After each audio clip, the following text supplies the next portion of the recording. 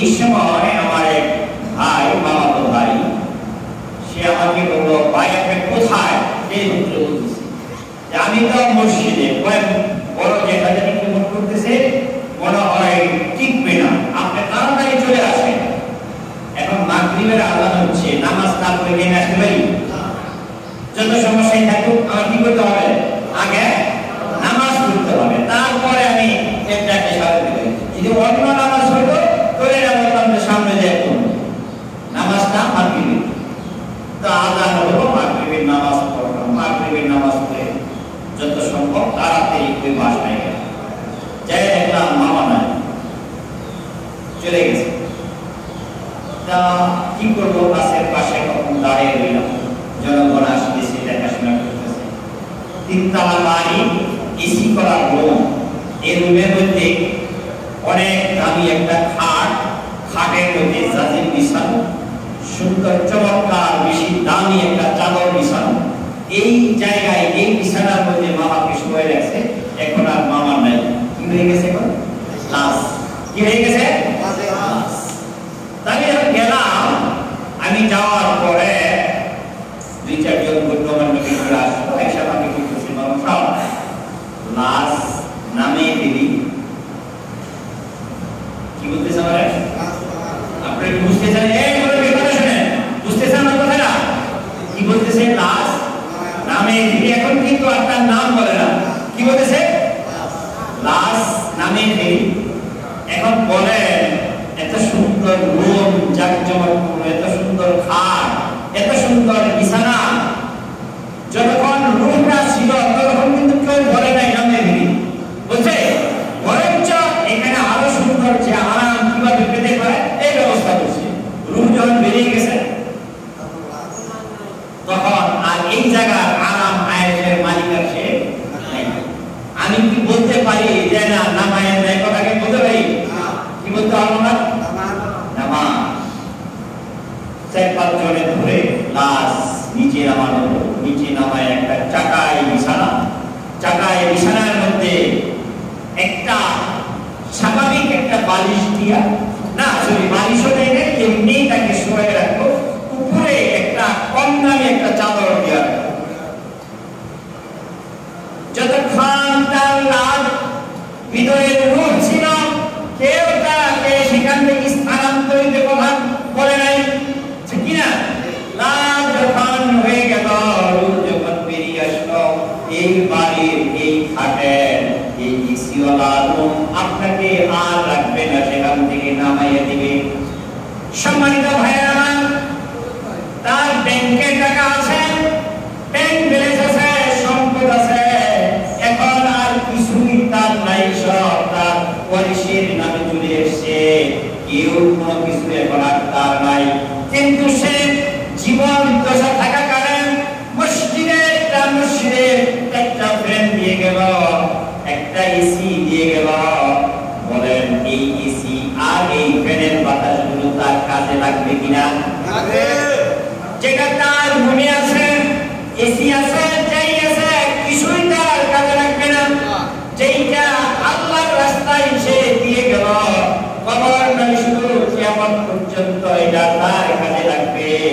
সুতরাং জানের মালিক কে? আল্লাহ। বলেন আল্লাহ। মালের মালিক আল্লাহ।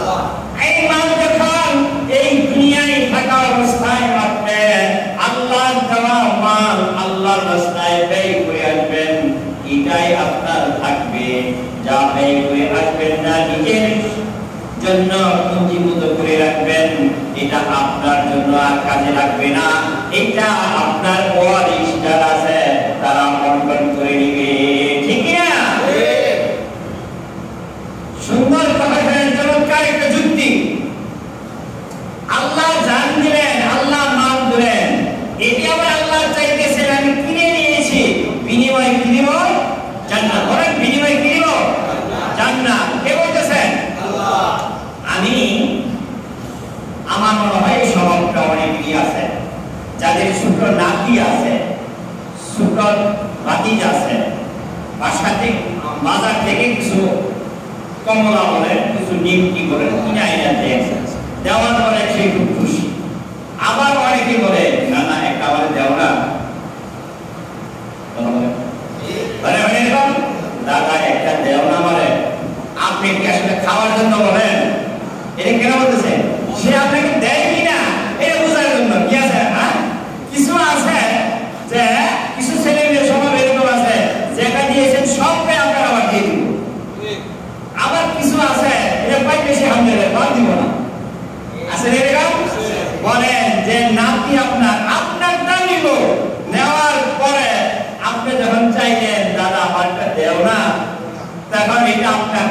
দিয়ে দিল, আপনি খুশি না বেজার?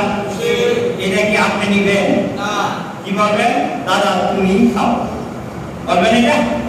আল্লাহ রাব্বুল আলামিন আপনাকে আমাকে যে সম্পদ দিয়েছেন, ভালোবাসি যে জান দিয়েছেন, এই জানটার মালিক আল্লাহ। কে বলেন? আল্লাহ। আমি আর আপনি আল্লাহর রাস্তায় যে সময়টা ব্যয় করলাম, এটা আমার জানের এই সময়টা আল্লাহর কাছে এটা জমা হয়ে গেল। আর আমি আর আপনি যেটা ব্যয় করলাম না, এইটা আল্লাহর সাথে যে চুক্তি ছিল, যে ওয়াদা ছিল, আল্লাহ আমার এই জান আমি তোমার রাস্তায় ব্যয় করব, এই যখন ব্যয় করলাম না, আল্লাহর সাথে আমার আপনার চুক্তি আর রইল না। আল্লাহ রাব্বুল আলামিন আমাকে আপনাকে জান্নাত দিবেন, এই ওয়াদা আল্লাহর সাথে আর রইল না। ঠিক কি না? সম্মানিত ভাইরা, আমরা যেমন নাতির কাছে কিছু কিনা দিয়ে আবার যাই আমাকে দাও, ঠিক আল্লাহ রাব্বুল আলামিন আমার আপনার সাথে চুক্তি করেছেন, জান আর মাল দুইটাই আল্লাহর রাস্তায় ব্যয় করা লাগবে, বিনিময়ে আল্লাহ রাব্বুল আলামিন এর চাইতে সুন্দর কিছু আমার জন্য অপেক্ষা করছে। সুবহানাল্লাহ। কেমন জান্নাত দিবেন এই কথা পরে আসতেছি। দেওয়ার মধ্যে কি ফজিলত হবে এই প্রসঙ্গ নিয়ে কথা বলছি। যারা দেয় তারা কি করে? আল্লাহ বলেন ইউকাতিলুনা ফি সাবিলিল্লাহি ফায়াকতুলুনা ওয়া ইউকতালুন ওয়া'দান আলাইহি হাক্কান ফিত তাওরাতি ওয়াল ইনজিলি ওয়াল কুরআন। যে মানুষগুলো জান আর মাল আল্লাহর রাস্তায় দেয়, তাদের বৈশিষ্ট্য ইউকাতিলুনা ফি সাবিলিল্লাহ, তারা জিহাদ করে, জিহাদ করে আল্লাহর রাস্তায়। তার রাস্তায় তাদের বিরুদ্ধে। এখন ধরেন যারা মাদ্রাসায় পড়েছেন তারা বুঝবেন, কাতালা ইউকাতিলু বলেন মুফালা, মানে আরেকটা পক্ষ থাকা লাগবে। এক পক্ষ জিহাদে হবে না, আরেকটা পক্ষ আপনার থাকা লাগবে। আরেকটা পক্ষ যদি থাকে তাহলে আপনার জিহাদ হলো, পক্ষ নাই এটা আপনার জিহাদ হলো না। এই আয়াতের ভাষা। তার মানে হলো আপনি আল্লাহর দ্বীন প্রতিষ্ঠার জন্য সংগ্রাম করবেন, লড়াই করবেন। আসলে এক শ্রেণীর মানুষ এখন আল্লাহর দ্বীন প্রতিষ্ঠার কাজে বের করতেছে না। আরেকটা আছেন যারা তাগুতের দ্বীন কায়েম করার জন্য প্রতিষ্ঠা করে, লড়াই করে, সংগ্রাম করে। এই দুইটা পক্ষের লড়াই হবে, সংগ্রাম হবে। একটা হবে আল্লাহর দ্বীন প্রতিষ্ঠার জন্য, আরেকটা হবে শয়তানের মানুষের তৈরি করা দ্বীন প্রতিষ্ঠার জন্য। আপনি বলেন আপনার সংগ্রাম কার পক্ষে হবে? আল্লাহ। বুঝতে পেরেছি? আমার আপনার সংগ্রাম কার পক্ষে হবে? আল্লাহ রাব্বুল আলামিন এই বিশ্ব ভুবনে পৃথিবীর শুরু থেকে নিয়ে শেষ পর্যন্ত একজন মানুষকে সর্বশ্রেষ্ঠ মানুষ হিসাবে ঘোষণা দিয়েছেন। তার নাম কি? মুহাম্মাদুর রাসূলুল্লাহ সাল্লাল্লাহু আলাইহি ওয়াসাল্লাম। আমি আপনার কাছে জানতে চাই, এই মানুষটা এত প্রিয় মানুষ, সারা মক্কা নগরীতে তার নাম দিয়েছিল আল আমিন। কি নাম দিয়েছিল? বলেন আল আমিন। তিনি যখন এই সত্যর দ্বীনকে প্রতিষ্ঠার জন্য মানুষের ময়দানে লড়াই করলেন, সংগ্রাম করলেন, বললেন এই পৃথিবী আল্লাহর, সুতরাং আইন চলবে আল্লাহ। বলেন আল্লাহ। তার প্রতিবেশী, তার অত্যন্ত আপনজন কাছের মানুষগুলো, তারা তখন সরকারে, তার নাম আবু জেহেল।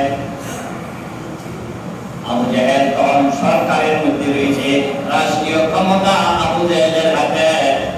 আমার রাসূল বলেন আল্লাহ সৃষ্টি করেছেন, আইন চলবে আল্লাহ। আবু জেহেল বলে আল্লাহর আইন যদি চলে তাহলে আমার আইন কই যাইব? এদেশে এক শ্রেণীর নেতারা বলতে শুরু করেছেন, আমাদের দলে আমরা শরিয়া আইন মানি না। কথা বলেন, বলছে কিনা কেউ? কি বলছে? বলেন না কেন? আমরা শরিয়া আইন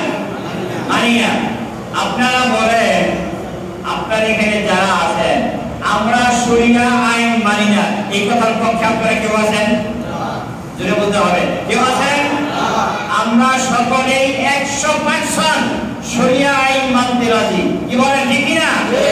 আমরা সকলেই শরিয়া আইন মানতে রাজি। শুধু রাজি না, শরিয়া আইন মানার জন্য, শরিয়া আইন বাস্তবায়নের জন্য যারা লড়াই করে তাদের সাথে আমরা থাকতে রাজি। কি বলেন, ঠিক না? আসতেছি এদিকে। সম্মানিত ভাইরা, এক শ্রেণীর মানুষ লড়াই করে তাগুতের পক্ষে, আর এক শ্রেণীর মানুষ লড়াই করে আল্লাহর আইনের পক্ষে। আমরা কার পক্ষে থাকবো? কার পক্ষে থাকবো? আল্লাহ রাব্বুল আলামিন বলে দিলেন, ইউকাতিফায়াতুনা ওয়া ইউকতালুন ওয়া'দান আলাইহি হাক্কান ফিত তাওরাতি ওয়াল ইনজিলি ওয়াল কুরআন। আল্লাহ রাব্বুল আলামিন যারা দুনিয়াতে লড়াই করবে, সংগ্রাম করবে আল্লাহর পথে, তার মানে হলো তার জান আর মাল দুইটাই সে আল্লাহর ওয়াদা মতো ব্যয় করলো। তার জন্য আল্লাহ রাব্বুল আলামিন ওয়াদা দিয়েছেন, এই দুনিয়া থেকে বিদায় নেওয়ার পরে আল্লাহ রাব্বুল আলামিন এর চাইতে সুন্দর বিনিময় জান্নাত তাদের জন্য দিয়ে দিবেন। সুবহানাল্লাহ। ومن أوفى بعهده من الله। আমাদের দেশে নির্বাচনের আগে অনেকে অনেক ওয়াদা দেয়। মানে বললাম বাস্তবতা আছে, ওয়াদা দেয় আমি নির্বাচন পাস করলে এই রাস্তা করে দেব, ওয়াদা দেয় পাস করলে আর ব্রিজ করে দেব, ওয়াদা দেয় নির্বাচনে পাস করলে বৃদ্ধ ভাতা কি কাট করে দেব। এরকম আছে না ভাইজান?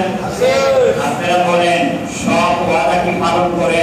না, সব ওয়াদা তারা পালন করে না। আর এটা বলে নির্বাচনে পাস করার জন্য কিছু যা পারে তাও করে, যা না পারে তাও করে।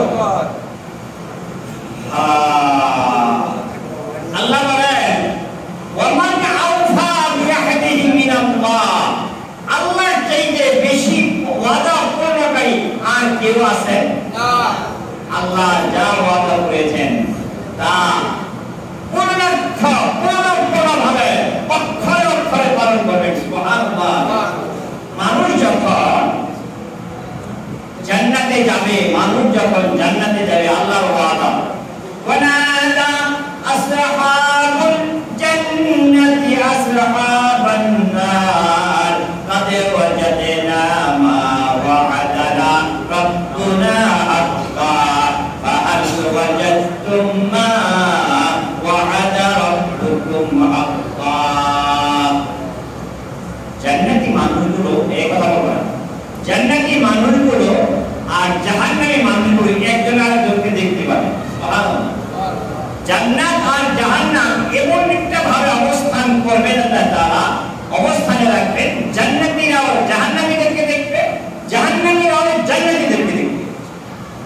জান্নাতি মানুষগুলো জাহান্নামী মানুষদেরকে দেখে বলবে তারা আগুনে ফুটতেছে আবার তৈরি হইতেছে, আগুনে ফুটতেছে আবার তৈরি হইতেছে। এই দৃশ্যগুলো দেখবে কারা? দেখবে জান্নাতীরা। কারা দেখবে?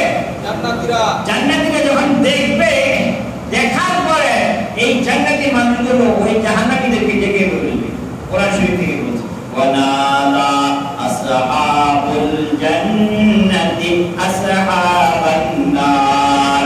জান্নাতি মানুষগুলো জাহান্নামী মানুষদেরকে ডেকে ডেকে বলবে, ও জাহান্নামী ভাইরা, আমি কাদে ওয়াজাদনা মা ওয়া'আদা রাব্বুনা হাক্কা। আল্লাহ রাব্বুল আলামিন দুনিয়ার ময়দানে আল্লাহর বিধান মানলে পরে, আল্লাহর পথে চললে পরে যে সকল জিনিসগুলো পুরস্কারগুলো আল্লাহ দিবেন ওয়াদা দিয়েছিলেন, আমরা তো সব পাইছি। আমরা তো সব পাইছি। আনকাদে ওয়াজাদনা মা ওয়া'আদা রাব্বুনা হাক্কা। আমরা সব পাইছি, সত্য সত্য পাইছি। ফাহাল ওয়াজাদতুম মা ওয়া'আদা রাব্বুকুম হাক্কা। পক্ষান্তরে আল্লাহর বিধান না মানলে, বিরোধিতা করলে যে সকল শাস্তির কথা ছিল, তোমরা কি সব পাইছো নাকি?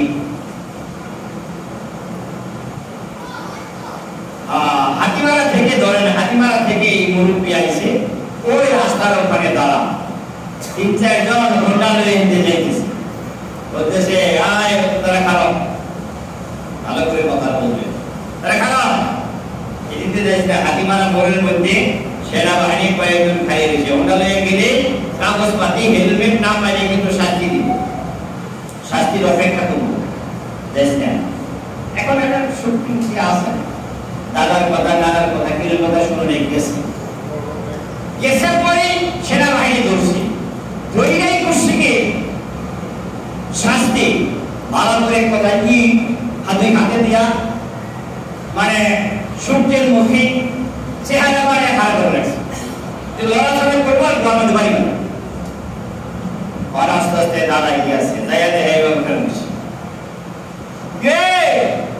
বুঝছিলাম না, আপনারা বলেন কিরে বুঝছিলাম না, এই কথাটা ওই নাতির শাস্তি পারলো না, করলো সিধা গায়ে কাটা গায়ে লবণ সিধা, আর তাই না কাটা গায়ে লবণ সিধা।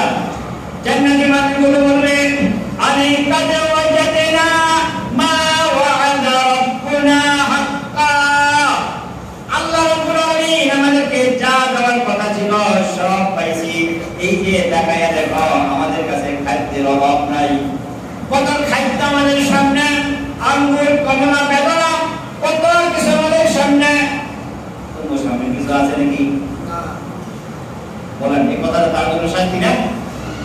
তারা বলবে কালো নাম ওয়ানা নাবায়ো পাইছি, আস্তে করে বলবে ওয়ানাদা আসহাবুন নার আসহাবাল জান্নাহ আনা আফিদু আলাইনা মিনাল মা আও মিম্মা রাযাকাকুমুল্লাহ।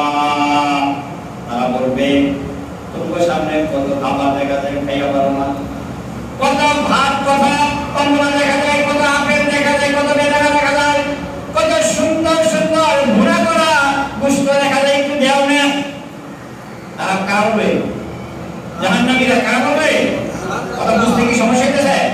কারা বলবে? জাহান্নামীরা কাদেরকে বলবে? জান্নাতীরা। কোথা থেকে বললাম? কোরআন থেকে। কোথা থেকে বলছি? কোরআন থেকে। আমি কোন কবিতা বললাম না, আমরা সব আয়াত ঠিক আছে নি। ওয়ানাদা আসহাবুন নার আসহাবাল জান্নাহ, জাহান্নামী মানুষেরা জান্নাতীদেরকে বলবে আনা ফিদু আলাইনা মিনাল মা আও মিম্মা রাযাকাকুমুল্লাহ। তোমাদের সামনে কত খাবার দেখা যায়, আঙ্গুর দেখা যায়, কমলা দেখা যায়, বেদানা দেখা যায়, কত খাবার তোমার সামনে, খাইতে পারতেছো না, আনা ফিদু আলাইনা, কিছু দেও না আল্লাহ। কারা বলতেছে? জাহান্নামীরা। জাহান্নামীদেরকে জান্নাতি মানুষগুলো তখন ডাক দিয়ে বলবে ইন্নাল্লাহা হারামাহুমা আলাল কাফিরিন। ও জাহান্নামী মেয়েরা, আমাদের সামনে যে সকল প্রচুর খাবারের ব্যবস্থা আছে, কিন্তু এই খাদ্যগুলো জাহান্নামীদের জন্য আল্লাহ হারাম করে দিয়েছেন। আলহামদুলিল্লাহ। এই রকম সুন্দর সময়টা আমাদের আসুক, আমরা চাই ইনশাআল্লাহ। যেটা বলেন চাই, আর কারা চাই? আল্লাহ কবুল করেন, সবাই বলেন আমিন। সুতরাং এই জিন্দেগি যদি আমরা পাইতে চাই, তাহলে এই জান ব্যয় করতে হবে কার রাস্তায়? আল্লাহ। বলেন কার রাস্তায়? আমার মাল ব্যয় করতে হবে কার রাস্তায়? আমার সম্পদ যা আছে আমি ছেলে মেয়েদের জন্য রাখবো ঠিক, কিন্তু আমার জন্য কিছু করা দরকার আছে না নাই? একটা ঘটনায় আসে, একটা ফ্যামিলিতে তিন চারজন ভাই বসবাস করে। এক ভাই মাত্র সম্পদ বেশি, এক ভাই উনি কামায়। উনি বিয়ে শাদী করছে, বিয়ে শাদী করার পরে তারা যৌথ সংসার, কিন্তু একান্ত স্বামী স্ত্রী হয়ে খেতে পারে, টাকা পয়সা আছে ঠিকই, এখন মা আছে, বাবা আছে, ভাই আছে, বোন আছে, ভাই বোন আছে, সবাই বউর আগে খায়, ছেলের আগে খায়। মাতুরি কিন্তু তার হাতে থাকার পরও ওই যে বউ হয়ে একান্তে দুজনেই চক্ষুষ গল্প করে খাই বইটা পারে না। হঠাৎ করে বাড়ির সবাই কোথাও বেড়াতে গেছে, এখন স্বামী স্ত্রী দুইজনেই আছে বাসায়, আর কেউ নেই। বলছে আজকে চলো আমরা দুইজন এক প্লেটে বসে খাবো। ঠিক আছে, তো দুইজন খাইতে বসছে। এমন সময় বাহির থেকে একটা ভিক্ষুক এসে বলছে, মা গো 3 দিন হয় কিছু খাই না, আসলে এরকম বলে না, যদি কিছু দিতে তাহলে তোমার জন্য দোয়া করতাম। মাত্র সবাই খাইতে বসছে, এই সময় এই ভিক্ষুক এসে ডাক করছে। তা এই মহিলা দিনদার মহিলা বলতেছে যে আমাদের তো অনেক আছে, সময় পাইতেই জন্য দুইজনে কাছে বসে খাইতে পারে না, 5 মিনিট সময় পরে খাই। ওই ভিক্ষুককে কিছু দিয়া বল। আর হাজবেন্ড স্বামী বলতেছে তুমি বসো আমি দিয়ে আসি। মহিলা বলতেছে না তুমি বসো আমি দিয়ে আসি। পুরুষ বলতেছে আরে বোকা তুমি মেয়ে মানুষ, তুমি যাবে কেন, আমি যাই। তো মহিলার রাইখা প্লেটের মধ্যে ভাত দিছে, ভাতটা ভিক্ষুককে দিয়ে দিয়েছে। ভিক্ষুকের প্লেটটা ভাতটা দিয়াই বলে এই আর সময় দাও না, মাত্র রেখে গেছি এসে মিশতে নাকি। ভাত কিন্তু দিচ্ছে, দেওয়ার পরে একটা ধমক দিছে। বলেন ধমক দিলে কি ভিক্ষুকের মনে কষ্ট লাগবে না?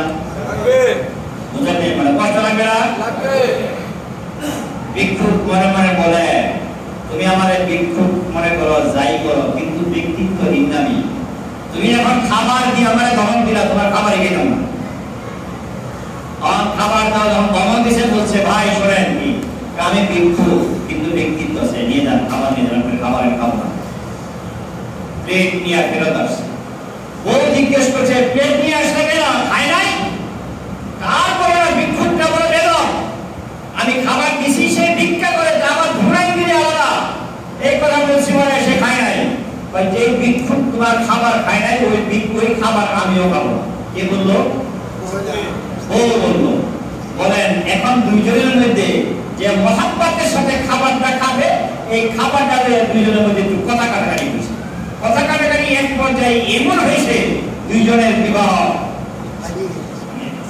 ও যতই খালি কথা বলে মনের দিক থেকে জামাত নিয়ে, বউ কত কথা বলে আল্লাহর দ্বীনের কথায়, আল্লাহর রাস্তায় দেওয়া নিয়ে। কথা বলে না বিচ্ছেদ। বিচ্ছেদ যখন হয়ে গেছে, মেয়ে গেছে মেয়ের বাবার বাড়ি। এখন তারা লোকজন আসছে, আয়সা যখন দেখছে লোকজন বলছে তার ভাই বেড়াদাররা আসছে, আয়সা দেখে এই ঘটনা দুইজনের মধ্যে কথা কাটাকাটি হচ্ছে, বউ গেছে। তখন যাবো তার ছোট ভাইয়েরা চেষ্টা করছে সংসারটা মিলানোর জন্য যাই চেষ্টা করছে। বউয়ের কন্ডিশন এটা আমার কথাই ঠিক থাকতে হবে, আমার চাইতে ভিক্ষুককে আগে দেওয়া দরকার। ওয়াম্মাসাইলা ফালা তানহার, তোমার কাছে কেউ কিছু চাইলে তাকে তুমি এমনি ফিরিয়ে দিও না। কথা কার? আল্লাহ। কথা কার? আল্লাহ। মহিলা বলতেছে আল্লাহর কথা আগে রাখতে হবে, কিন্তু সে আপোষ নয়। বিবাহ হচ্ছে 3 মাস 6 মাস 9 মাস 1 বছর গেছে, যাবার পরে ওই মহিলাকে আরেক জায়গা থেকে বিয়ের কথা হয়েছে। বিয়ের কথা হওয়ার পরে সেখানে যখন বিয়ে হয় তখন এই মহিলা বলছিল আমাকে যদি বিয়ে করেন তাহলে কন্ডিশন এই, তার মানে আপনার সম্পদে আমার অধিকার থাকতে হবে। 1 নম্বর, আমি আল্লাহর দ্বীনের জন্য যাব না, আমার কথা শুনতে হবে। কথা আল্লাহর দ্বীনের জন্য। কার জন্য? আল্লাহর দ্বীনের জন্য।